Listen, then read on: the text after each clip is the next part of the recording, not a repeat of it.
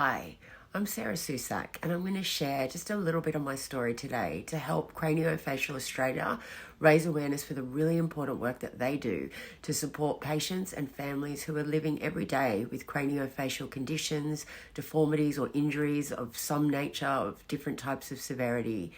You know, some people are born with craniofacial issues and others, like myself, will develop them as a result of unexpected trauma later in life. And for me, that was a life-threatening head and neck cancer diagnosis.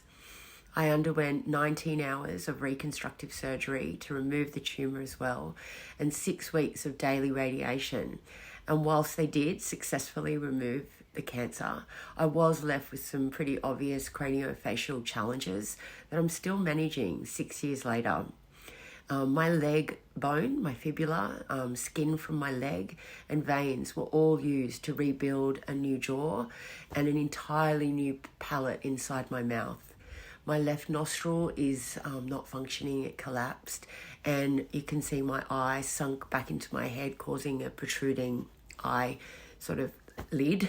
And of course, I lost the whole top left side of my teeth.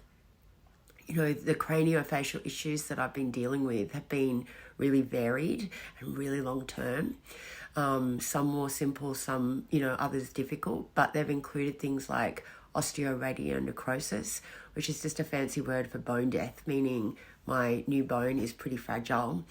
That's caused little bone pieces to surge through my gums inside my mouth and cut the back of my tongue, making it really difficult and really painful to talk. I had to get a hearing aid for some partial hearing loss. I've had multiple dentures attempted that don't necessarily stay in. And the worst by far has been the really bad nerve pain in my face, making, just everyday living, talking, working, socializing, they're all really difficult. And these are just some of the physical impacts. I think it's the emotional impacts that are harder, to put in words, but the lingering stares, the social anxiety that, I didn't have before, the guilt that you feel when you see the fear and worry on the face of those, in your family and your loved ones who are caring for you, the impact on your self-confidence. And for me, the limitations on what was previously a full and unlimited capacity to be able to do, eat, say, work in whatever way that I wanted. And these things, they take a toll and they need to be overcome, with a great, strong spirit, but also with really great support around you, I live to tell my story, and for that I am eternally grateful.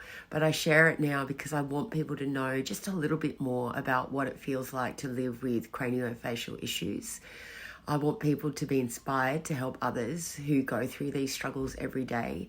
And I would really love it if you would just take a few minutes of your day to find out a little bit more, read other people's stories, and find your own way to support Craniofacial Australia today. Thanks.